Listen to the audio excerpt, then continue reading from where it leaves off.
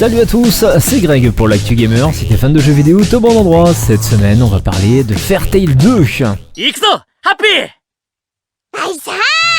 Suite du jeu initial sorti en juillet 2020, il couvre l'arc de l'Empire Arbalès, point culminant de l'histoire originale.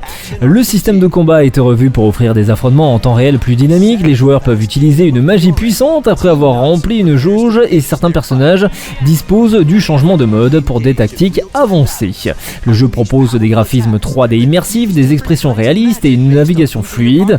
Il introduit une nouvelle histoire, la clé vers un monde secret, et permet de mieux connaître les personnages grâce à des histoires de personnages inédites et de nouvelles interactions. Sortie prévue donc le 13 décembre prochain sur PC, PS4, PS5 et Nintendo Switch. This winter.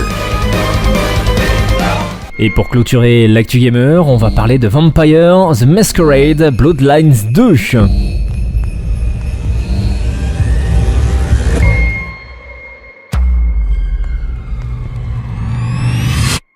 La première fois que l'on entendait parler de Vampire the Masquerade Bloodlines 2, c'était en 2019 et à cette époque, Paradox Interactive confirmait la sortie du titre en 2020.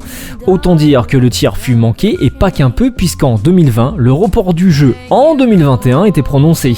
La suite vous la connaissez et si c'est pas le cas, vous la devinerez sans aucun problème. Le RPG a été repoussé encore et encore, au point d'être prévu finalement pour l'automne 2024.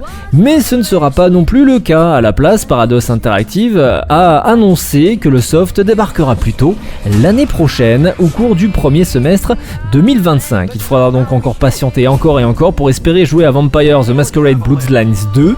D'ailleurs, on peut dire que le studio The Chinese Room en profite également pour s'exprimer publiquement sur différents points.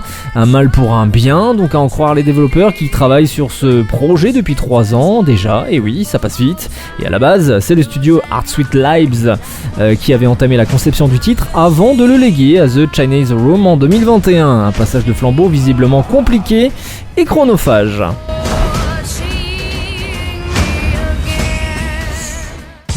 C'était Greg pour l'Actu Gamer, bon game et à la semaine prochaine.